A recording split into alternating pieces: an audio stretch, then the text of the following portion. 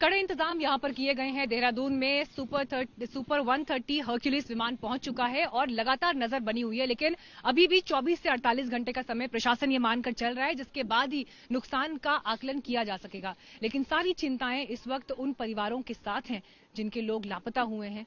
8 लोगों की मौत की अब तक खबर है, लेकिन इस दौरान कैसे अपनों की तलाश को लेकर जो कदम उठाए गए उन पर भी आप एक नजर डालिए।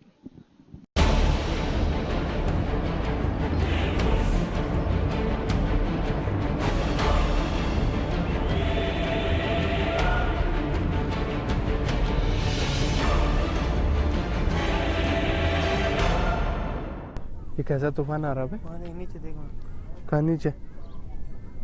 ओ भाई चट्टानें गिर रही वहाँ। एनटीपीसी तो गया? मशीन का है वो देख ना, नीचे पे भयंकर ब्रिज भी जाएगा। आसमान टूटा सुना होगा, पहाड़ टूटा देखा होगा। ग्लेशियर टूटने के बाद तबाही की तस्वीरें सामने आने से एक ही सवाल उठ रहा था, आगे नीचे क्या होगा अगर बहाव इतना ही तेज रहा तो।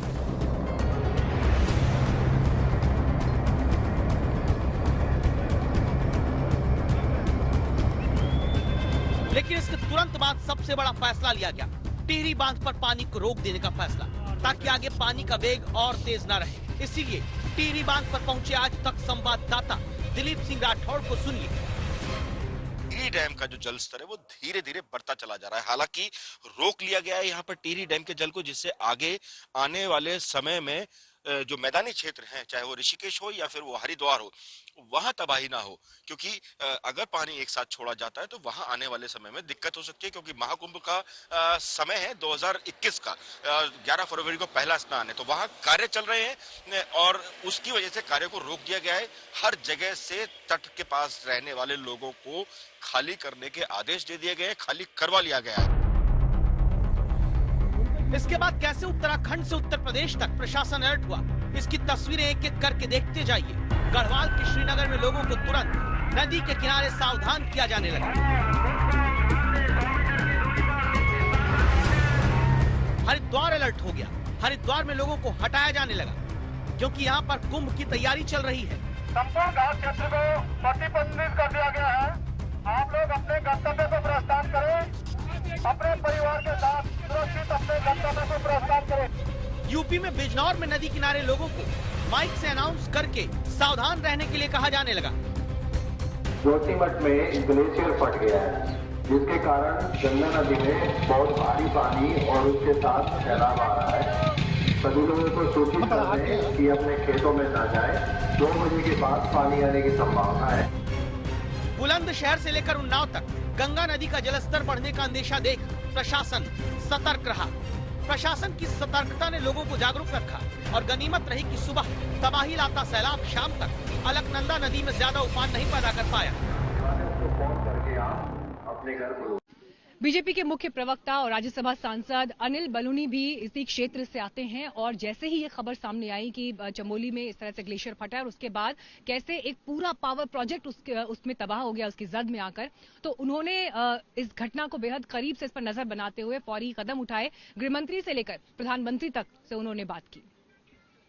जिस तरीके से पानी नीचे आ रहा है और घाटी जो है वह चौड़ी होती जा रही है और पानी थोड़ा समतल होता जा रहा है, तो एक सुखद समाचार इस तरीके से अभी तक लग रहा है कि आगे जो इसकी तीव्रता थी, जो वेग था, वह भी कम हो रहा है और जो इसकी जो प्रलयंकारी जिस तरीके से लग रहा था, अब उसमें थोड़ा लगता है कि कंट्रोल है।